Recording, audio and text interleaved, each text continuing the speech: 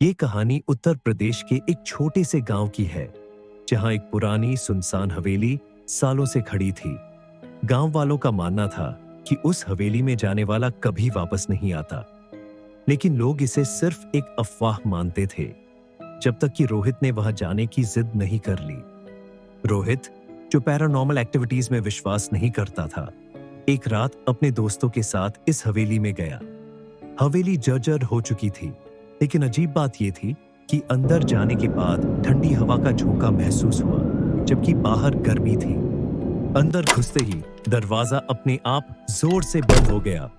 उनका मोबाइल अचानक बंद हो गया, टॉर्च की लाइट धीमी होने लगी और चारों तरफ अजीब सी फुसफुसाहट सुनाई देने लगी।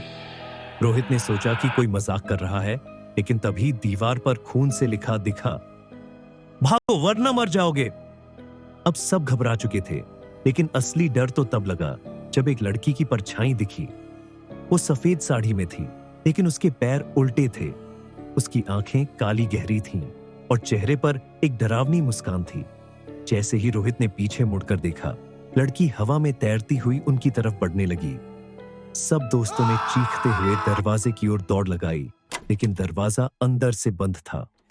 लड़की अब करीब आ रही थी और तभी रोहित के दोस्त समीर ने मंत्र पढ़ना शुरू कर दिया। अचानक हवेली हिलने लगी, जमीन में कंपन होने लगा और लड़की की चीखें गूंज उठीं। किसी तरह दरवाजा खुला और सब बाहर भागे, लेकिन जैसे ही वे गांव पहुंचे, रोहित की तबीयत बिगड़ने लगी। उसकी आंखें लाल थीं और वह बड़बड़ाने लगा, वो आ रही है मुझे लेने। अगले दिन रोहित को मृत पाया गया। उसके चेहरे पर वही डरावनी मुस्कान थी जो हवेली की लड़की की थी। उसके शरीर पर नाखूनों के गहरे निशान थे। गांव वालों का कहना है कि हवेली की वह लड़की किसी को भी जिंदा नहीं छोड़ती जो उसकी शांति भंग करता है।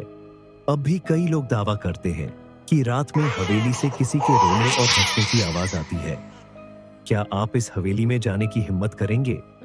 अगर आपको यह कहानी पसंद आई तो बताइए। क्या आप ऐसी और भी सच्ची डरावनी कहानियां चाहते हैं?